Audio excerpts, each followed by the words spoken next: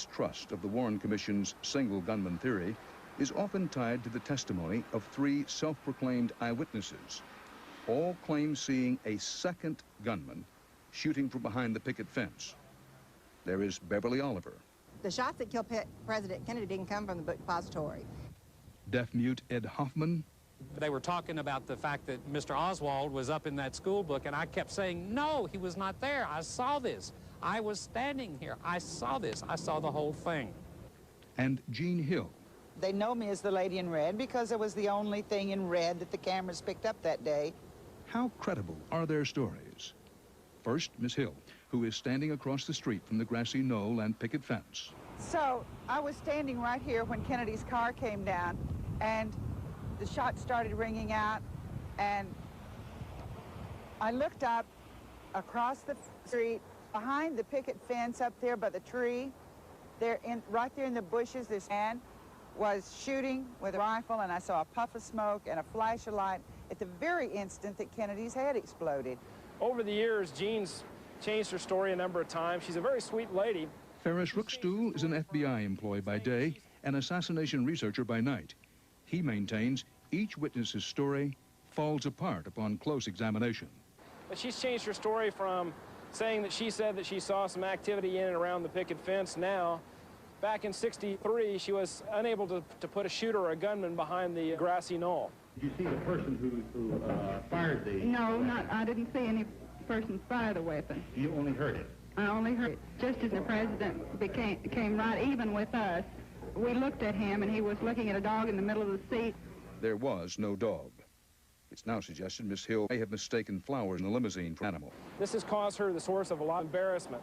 Yet at the same time, Jean Hill has stated some half a block away to a block away, she stated that in fact she saw a man running at a high rate of speed, which she is able to identify as a man resembling Jack Ruby. How about Ed Hoffman and his story? Over here on Stemmons Freeway was where Edward Hoffman parked his car, got out of it to watch the presidential motorcade. And as he looked back over here towards the school book depository, of course, the trees weren't as full in 1963. This is where he said he saw some activity happening around the picket fence area. As you can clearly see, it's some 200 yards between freeway and over there near the concrete colonnade and picket fence area. Mr. Hoffman, with the help of an interpreter, recalls what he saw. And I happened to see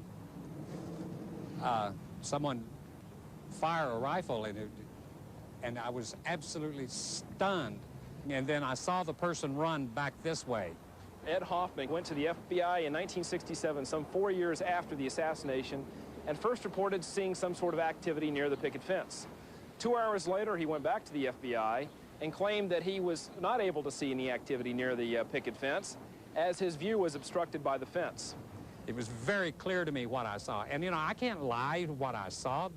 You know, this is really important. We were talking about the death of a president of the United States. Mr. Hoffman's own father in 1967 said that he found his son's story to be incredible. He said his son had made up things in the past, and he found his son not to be a very credible witness. To the right of Jean Hill, we see a figure that's been identified as the Babushka lady, simply because this lady was wearing a scarf wrapped around her head. Today, we have a person who claims to be the Babushka lady, a lady by the name of Beverly Oliver. I was standing just behind Jean Hill with a movie camera. The shots that killed President Kennedy didn't come from the book depository. Came from behind that picket fence 30. Oliver says her film might show a gunman behind the picket fence. The problem is that no one has appeared who has seen the film. I didn't go back to work until Monday night, at which time there was 2 men waiting on the landing of the stairwell at the Colony Club. One of them identified himself as an FBI agent by the name of Regis Kennedy, and he took my film and has never been seen since. Beverly is the only person that can place herself here in Dealey Plaza at the time of the assassination. And she did not surface until some 1969, 1970, some 5 years, 6 years after the assassination. There are substantial problems with her story. Among them, Gerald Posner has investigated evidence new and old for his book, Case Closed. She says that she was taking her pictures that day with a Yashica Super 8 zoom movie camera. Turns out that after she first told her story, somebody looked that up, and that camera didn't exist in 1963. Wasn't manufactured until 1968. She says she was 17 or 19 years old. The Babushka lady appears middle-aged. The Babushka lady is heavy. There are pictures of Beverly Oliver at the time.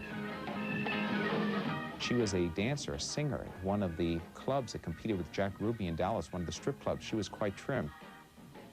Regis Kennedy, the FBI man she says that confiscated her film, was an agent based out of New Orleans. He wasn't even in Dallas on the day that she claims he took the film. She picked somebody from the wrong city.